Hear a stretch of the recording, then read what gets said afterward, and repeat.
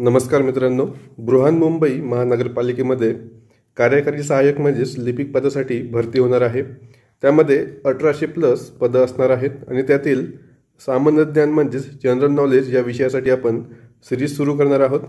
सामान्य ज्ञान या विषयामध्ये तुम्हाला 25 प्रश्न येणार आहेत। त्यातील 10 ते 12 प्रश्न हे तुम्हाला करंट अफेअर म्हणून दिसणार आहेत आणि उर्वरित जे प्रश्न आहेत म्हणजेच 13 ते 14 प्रश्न तुम्हाला इथे इतर जे विषय दिले आहेत म्हणजेच बृहन्मुंबई महानगरपालिका संदर्भातील असेल किंवा जे मुंबईच्या विशिष्ट बाबी आहेत, महत्त्वाच्या बाबी आहेत, त्यावर तुम्हाला उर्वरित प्रश्न दिसणार आहेत।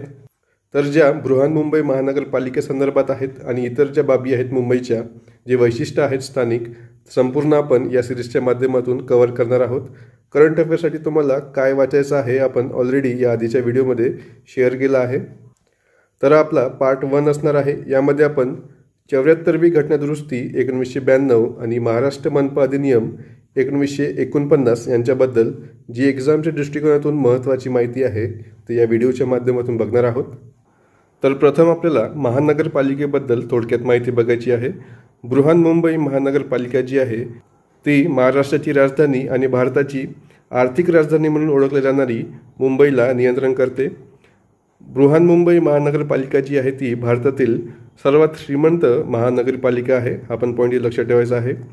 मुंबई महानगरपालिकेची स्थापना जी आहे 1888च्या कायद्याअंतर्गत करण्यात आली आहे। सध्याचे मुंबई महानगरपालिकेचे आयुक्त जे आहेत ते श्री भूषण गगरानी आहेत। आपण नाव लक्षात ठेवायचं आहे। त्यानंतर सलमान खान जो आहे तो 2016 पासून मुंबई महानगरपालिकेचा ब्रँड ॲम्बॅसिडर म्हणून नियुक्त केला गेला आहे। 1872च्या कायद्याच्या मसुदा तयार करण्यात सर फिरोजशाह मेहता यांचा मोलाचा वाटा होता, ज्यामुळे आज कॉर्पोरेशनची स्थापना करण्यात आली आहे। सर फिरोजशाह यांनी 1873मध्ये महापालिका आयुक्त म्हणून काम केले आहे। आपण महत्त्वाचा पॉईंट आहे ते मुंबईतील महानगरपालिका सरकारचे पितामह म्हणून ओळखले जाणारे सर फिरोजशाह मेहता यांचा एक मोठा पुतळा 1923मध्ये महानगरपालिकेच्या इमारतीच्या बाहेर उभा करण्यात आला आहे। आपण इथे महत्त्वाचा पॉईंट आहे, मुंबई महानगरपालिकेच्या बाहेर जो आपल्याला पुतळा दिसतो तो सर फिरोजशाह मेहता यांचा आहे आणि तो पुतळा जो आहे 1923 या वर्षामध्ये तिथे स्थापन केला गेला आहे। BMCचे पहिले आयुक्त किंग ऑर्थर होते, म्हणजेच सर ऑर्थर क्रॉफर्ड असं त्यांचं नाव होतं। भारतातील 3 प्रेसिडेन्सी शहरामध्ये म्हणजेच कलकत्ता, मद्रास आणि यामध्ये मुंबई पाहिजे इथे, हा करेक्शन करून घ्याल तुम्ही। यामध्ये सर्वप्रथम देशामध्ये आपल्या महानगरपालिका ज्या आहेत त्या अस्तित्वात आल्या। 1793च्या कायद्यामुळे जस्टिस ऑफ पीस याची नियुक्ती करण्याचे अधिकार तसेच स्वच्छता राखण्यासाठी आणि कर आकारण्याचे जे काम होते हे जस्टिस ऑफ पीस यांना देण्यात आले होते। महाराष्ट्रात नागरी प्रशासनाची सुरुवात 1726 साली झाली। यावेळी मुंबई शहरासाठी मेयर्स कोर्टची स्थापना करण्यात आली होती। आपण महत्त्वाचा पॉईंट आहे, महाराष्ट्रामध्ये नागरी प्रशासनाची सुरुवात जी आहे 1726 साली झाली होती। जो 1872चा कायदा आहे तो सर फिरोजशाह मेहता यांच्या प्रयत्नांनी आणि त्यांनी केलेल्या जन आंदोलनामुळे अस्तित्वात आला होता। 1872च्या कायद्याद्वारे जी जस्टिस ऑफ पीसची जी पदवी दिली होती ती रद्द करून विविध मतदारसंघातून निवडणूक सुरू करण्यात आल्या होत्या।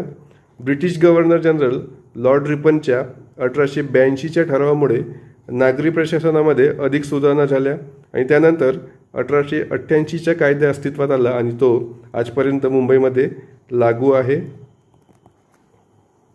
यातील सर्वच पॉईंट हे महत्त्वाचे आहेत, यावर तुम्हाला कुठल्या पण पॉईंटवर एक्झाममध्ये प्रश्न विचारू शकतात।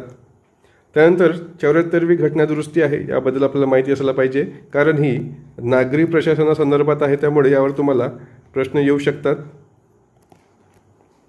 74वी घटना दुरुस्ती 1992 नुसार भारतीय राज्यघटनेत नवीन भाग 9A हा समावेश करण्यात आला। 74व्या घटना दुरुस्ती कायद्यान्वये शहरी स्थानिक संस्था म्हणजेच अर्बन लोकल बॉडीज आहेत किंवा शहर सरकारांना शहरांमध्ये शासनाचे सर्वात कमी एकक म्हणून अधिकार स्थापन करण्यात आले। आपण महत्त्वाचा पॉईंट आहे इथे। तर 74व्या घटना दुरुस्तीतील काही कलम तुम्हाला लक्षात असलं पाहिजे। कलम 243P आहे, यामध्ये व्याख्या दिली आहे। जिल्ह्याची व्याख्या आहे राज्यातील जिल्हा। महानगर क्षेत्र म्हणजे काय? राज्यपालाने अधिसूचित केलेले 10 लाख किंवा त्याहून अधिक लोकसंख्या आणि किमान 2 नगरपालिका किंवा 2 पंचायती किंवा इतर संलग्न भाग असलेले क्षेत्र, म्हणजेच मिनिमम जी पॉप्युलेशन आहे ती 10 लाख असली पाहिजे नगरपालिका क्षेत्र जे आहे ते राज्यपाल जो क्षेत्र अधिसूचित करतील त्यांना आपण नगरपालिका क्षेत्र असे म्हणतो। यामध्ये महत्त्वाचं फक्त महानगर क्षेत्र आहे, हेच लक्षात ठेवा। त्यानंतर कलम 243 आहे, यामध्ये नगरपालिका स्थापन करणे। यामध्ये महानगरपालिका महत्त्वाची आहे। मोठ्या नागरी क्षेत्रासाठी राज्यपाल अधिसूचित करतील त्याला आपण महानगरपालिका घोषित करू शकतो किंवा स्थापन करू शकतो। याचे तुम्हाला कलम लक्षात ठेवायचे आहेत। 243 मध्ये महानगरपालिका स्थापन करण्यासंदर्भात तरतूद दिली आहे आणि महानगरपालिका स्थापन करण्याचे अधिकार हे राज्यपालांना दिलेले आहेत। आपण महत्त्वाचा पॉईंट आहे, आपण लक्षात ठेवायचा आहे। त्यानंतर कलम 243 आहे, यामध्ये जी रचना आहे महानगरपालिकांची ती राज्य विधिमंडळ कायद्याद्वारे करतील अशी तरतूद आहे। त्यानंतर कलम 243 आहे, यामध्ये प्रभाग समिती संदर्भातील तरतूद आहे। तर यामध्ये 3 लाख किंवा त्यापेक्षा जास्त लोकसंख्या असेल तर त्या क्षेत्रामध्ये आपल्याला प्रभाग समिती ही गठीत करता येते। राज्य विधिमंडळ जे आहे ते कायद्याद्वारे प्रभाग समित्यांची रचना करू शकते। त्यानंतर कलम 243 आहे, यामध्ये आरक्षण दिलेलं आहे। SC ST यांचे आरक्षण लोकसंख्येच्या प्रमाणामध्ये असेल। OBC यांचे आरक्षण राज्य विधानमंडळ ठरवेल आणि महिला यांना किमान 33% आरक्षण हे बंधनकारक आहे, परंतु आपल्या महाराष्ट्रामध्ये महिलांना 50% आरक्षण आहे, हे लक्षात ठेवायचं आहे। त्यानंतर कलम 243U आहे, यामध्ये कालावधी दिलेला आहे। तर नगरपरिषद, नगरपालिका किंवा महानगरपालिका यांचा जो कालावधी आहे तो पहिल्या बैठकीपासून 5 वर्षे असतो आणि उर्वरित कालावधी 6 महिन्यापेक्षा कमी असल्यास नव्याने निवडणूक घेता येत नाही। त्यानंतर कलम 243B आहे, यामध्ये अपात्रता दिलेली आहे। राज्य विधानमंडळ कायद्याद्वारे जी पण अपात्रता लागू करेल किंवा ठरवेल त्याद्वारे जे सदस्य आहेत त्यांना आपण अपात्र ठरवू शकतो। दुसरं म्हणजेच त्यांचे वय 21 पेक्षा कमी असतील तर ते अपात्र ठरतात, म्हणजेच मिनिमम एज जी आहे सदस्य बनण्यासाठी ती 21 वर्ष आहे आणि ती कलम 243B नुसार आहे। त्यानंतर कलम 243W आहे, यामध्ये त्यांचे अधिकार आणि कार्य दिलेले आहेत। 12व्या अनुसूचित नमूद असलेल्या विषयासंबंधात महानगरपालिकेचे अधिकार आणि कार्य असतात, त्यामध्ये एकूण 18 विषय आहेत। त्यानंतर कलम 243X आहे, यामध्ये कर लावण्याचे अधिकार दिलेले आहे। 243Y आहे, यामध्ये वित्त आयोगाची तरतूद दिलेली आहे। राज्याचे राज्यपाल वित्त आयोगाची स्थापना करतील आणि वित्त आयोगाची रचना जी आहे ती राज्य विधानमंडळ कायद्याद्वारे ठरवेल अशी इथे तरतूद आहे। त्यानंतर 243Z मध्ये नगरपालिकेचे लेखापरीक्षण आहे, आपण महत्त्वाचं आहे, यावर तुम्हाला प्रश्न येऊ शकतो। त्यानंतर कलम 243ZA आहे, यामध्ये निवडणुका संदर्भात तरतूद दिलेल्या आहेत आणि ही निवडणूक जी आहे ती स्टेट इलेक्शन कमिशनद्वारे घेतली जाते। स्टेट इलेक्शन कमिशन किंवा राज्य वित्त आयोग असेल याबद्दल पण आपण समोरच्या भागामध्ये माहिती बघणार आहोत। त्यानंतर कलम 243ZB आहे, यामध्ये संघ राज्य क्षेत्राला लागू असणे अशी तरतूद आहे आणि ही जी अधिसूचना आहे ते राष्ट्रपती काढू शकतात। त्यानंतर कलम 243ZD आहे, यामध्ये जिल्हा नियोजन समिती याची तरतूद केलेली आहे। कलम 243ZE मध्ये महानगर नियोजन समिती याची तरतूद केली आहे। हा महत्त्वाचा आहे, यावर पण तुम्हाला प्रश्न येऊ शकतो। प्रत्येक महानगर क्षेत्रामध्ये संपूर्ण महानगर क्षेत्रासाठी एक प्रारूप विकास योजना तयार करण्यासाठी ही समिती असते। यामध्ये समितीची रचना असेल किंवा त्याची निवडणूक पद्धत असेल ही राज्य विधानमंडळ कायद्याद्वारे ठरवू शकते। त्यानंतर अनुसूची 12 मध्ये जे कलम 243W आहे त्यामध्ये आपण नगरपालिका किंवा महानगरपालिकेचे अधिकार, कार्य आणि जबाबदाऱ्या बघितल्या होत्या। त्यामध्ये एकूण 18 विषय आहेत, तर हे विषय पण तुम्हाला माहिती असायला पाहिजे।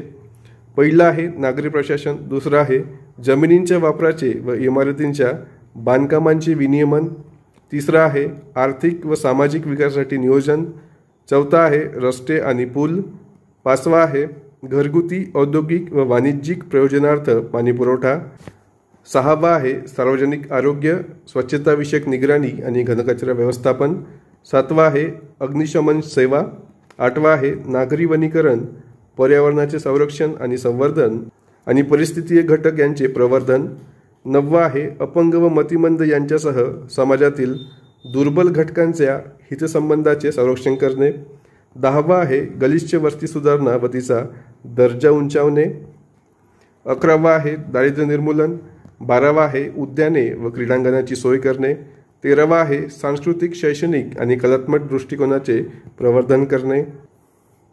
14वा आहे दहनभूमी किंवा विद्युत वाहिनी. 15 आहे गुरांचा कोंडवाडा, पशुवरील अत्याचाराला प्रतिबंध करणे. 16वा आहे कत्तलखाने व कातडी कमावण्याच्या कारखान्यांचे विनियमन करणे.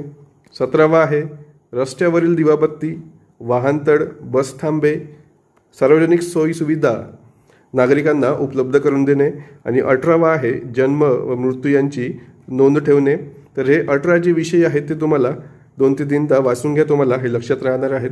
चुकूनही यावर प्रश्न जरी आला तर इझिली तुमचा यावरचा प्रश्न सुटणार आहे. त्यानंतर महानगरपालिकेसंदर्भात आणखी काही फॅक्च्युअल डाटा आहे, हा पण तुम्हाला माहिती असायला पाहिजे. भारतामध्ये सर्वात प्रथम जी महानगरपालिका स्थापन झाली ती म्हणजेच मद्रास महानगरपालिका होती. इंग्लंडचा राजा जेम्स दुसरा याचा दिनांक 30 सप्टेंबर 1687च्या रॉयल चार्टरनुसार 29 सप्टेंबर 1688 रोजी मद्रास महानगरपालिकेची स्थापना झाली होती. मद्रास महानगरपालिका ही जी आहे लंडन महानगरपालिकेनंतरची जगातील दुसरी सर्वात जुनी महानगरपालिका आहे. हा पण पॉईंट इथे महत्त्वाचा आहे. जगामध्ये इंग्लंडच्या बाहेर स्थापन झालेली मद्रास महानगरपालिका ही प्रथम महानगरपालिका आहे, हे लक्षात ठेवायचं आहे. भारतात मद्रासनंतर कलकत्ता महानगरपालिका 1876 आणि मुंबई महानगरपालिका 1888 मध्ये यांची स्थापना करण्यात आली. स्वातंत्र्यप्राप्तीच्या वेळी भारतामध्ये मद्रास, कलकत्ता, मुंबई आणि त्रिवेंद्रम या 4 ठिकाणी महानगरपालिका अस्तित्वात होती. भारताच्या महानगरपालिका ज्या आहेत त्या आकारानुसार पण तुम्हाला त्यांचा उतरता क्रम लक्षात ठेवायचा आहे. सर्वात मोठी जी भारतातील महानगरपालिका आहे आकारानुसार ती आहे मुंबई, त्यानंतर दिल्ली आणि कोलकाता आहे. हा क्रम तुम्हाला लक्षात ठेवायचा आहे. त्यानंतर महाराष्ट्रातील मनपाचा कारभार या पुढील कायद्यानुसार चालतात. मुंबई महानगरपालिकेचा जो कायदा आहे तो बृहन्मुंबई महानगरपालिका अधिनियम 1888चा आहे. आणि उर्वरित ज्या महानगरपालिका आहेत महाराष्ट्रामध्ये त्यांचा कारभार जो आहे तो महाराष्ट्र मनपा अधिनियम 1949 नुसार चालतो. तर प्रथम आपल्याला महाराष्ट्र महानगरपालिका अधिनियम 1949 बद्दल बघायचं आहे. यामध्ये महानगरपालिका प्राधिकारी दिलेले आहेत. या कायद्याची अंमलबजावणी करण्यासाठी जे काम ज्या प्राधिकरणाकडे सोपवले आहे ते पण तुम्हाला माहिती असलं पाहिजे. यामध्ये 8 प्राधिकरण दिलेले आहेत. एक स्वतः महानगरपालिका आहे, त्यानंतर स्थायी समिती आहे, प्रभाग समिती आहेत, महापौर आहेत, मनपा आयुक्त आहेत, परिवहन समिती आहे आणि परिवहन व्यवस्थापक आहेत. हे या महानगरपालिकेतील प्राधिकारी आहेत, हे लक्षात ठेवायचं आहे. महानगरपालिका ही कायद्याद्वारे संस्थापन झालेली आहे, म्हणजेच ही शहराची महानगरपालिका या नावाने निगम निकाय असते. तिला अखंड अधिकार, परंपरा व एक सामायिक शिक्का असतो. मनपाला कोणावर दावा लावता येतो किंवा इतर कोणी मनपावर दावा लावू शकतात. महानगरपालिकेची स्थापना आहे अधिक मोठ्या नागरी क्षेत्रासाठी महानगरपालिकेची स्थापना केली जाते. राज्य शासन संविधानाच्या अनुच्छेद 243(q)(2) मधील बाबी विचारात घेऊन किमान 3 लाख लोकसंख्या असलेल्या नागरी क्षेत्र किंवा त्यापेक्षा मोठे जे नागरी क्षेत्र आहे त्याला महानगरपालिका म्हणून घोषित करू शकते. यामध्ये हे महत्त्वाचं आहे, कलम 243(q)(2) नुसार ज्यामध्ये 3 लाख किंवा त्यापेक्षा जास्त लोकसंख्या असेल त्या क्षेत्राला राज्य सरकार आहे, स्पेशली राज्यपाल जे आहेत ते महानगरपालिका म्हणून त्याला घोषित करू शकतात. त्यानंतर मनपाची रचना आहे. मनपामध्ये किमान 76 आणि कमाल 185 इतके निर्वाचित सदस्य असतील अशी तरतूद आहे, जे की आपण 1949चा कायदा बघत आहोत त्यामध्ये ही तरतूद दिलेली आहे. यामध्ये कमीत कमी 5 सदस्य हे नॉमिनेटेड असतात, म्हणजेच नामनिर्देशित असतात. बृहन्मुंबई मनपा सदस्य संख्या हे 236 इतकी निश्चित करण्यात आली आहे. 1949च्या कायद्यामध्ये जास्तीत जास्त संख्या ही 185 आहे, परंतु बृहन्मुंबई महानगरपालिकेची सदस्य संख्या ही 236 इतकी आहे, हे लक्षात ठेवायचं आहे. 2017 मध्ये ज्यावेळेस मुंबई महानगरपालिकेची निवडणूक झालेली होती त्यावेळेस 227 जागेंवरती निवडणूक झाली होती. हा पण पॉईंट लक्षात ठेवायचा आहे. 2017 मध्ये सर्वात मोठी पार्टी जी होती ती शिवसेना होती, त्यांना 84 सीट भेटल्या होत्या, BJPला 82 आणि इंडियन नॅशनल काँग्रेसला 31. बाकी पण इतर पक्षाला भेटलेले आहेत जे लोकल पक्ष आहेत, परंतु ते महत्त्वाचे नाही. पहिले 3 तुम्ही लक्षात ठेवा. त्यानंतर हा जो मी चार्ट दिलेला आहे हा पण महत्त्वाचा आहे. बृहन्मुंबई महानगरपालिकेची सदस्य संख्या ही 236 आहे. त्यामधील 127 जागा महिलांसाठी राखीव ठेवल्या आहेत. 127मधून 8 जागा ह्या SC साठी आहेत, 1 जागा ही ST साठी आहे आणि 118 जागा ज्या आहेत ते ओपन म्हणजेच OBC असतील आणि इतर जे संवर्ग असतील त्यासाठी 118 जागा राखीव ठेवल्या आहेत. एकूण 236 नगरसेवकांमधून 219 हे ओपनसाठी ठेवलेले आहेत, 15 जागा जी आहेत त्या SC साठी ठेवलेल्या आहेत आणि 2 जागा ज्या आहेत त्या ST साठी ठेवल्या आहेत. यावर पण तुम्हाला प्रश्न विचारू शकतात, त्यामुळे आपण टेबल तुम्ही येथे लक्षात ठेवा. यानंतरच्या भाग 2 मध्ये आपण जे राहिलेले मुद्दे आहेत महाराष्ट्र मनपा अधिनियम 1949 मधले आणि सोबतच बृहन्मुंबई महानगरपालिका अधिनियम 1888 याबद्दल आपण महत्त्वाची माहिती डिस्कस करणार आहोत. इतर माहितीसाठी तुम्ही ब्रेनसेट MPSCचं टेलिग्राम चॅनल जॉईन करू शकता. याची लिंक जी आहे मी डिस्क्रिप्शन बॉक्समध्ये दिलेली आहे.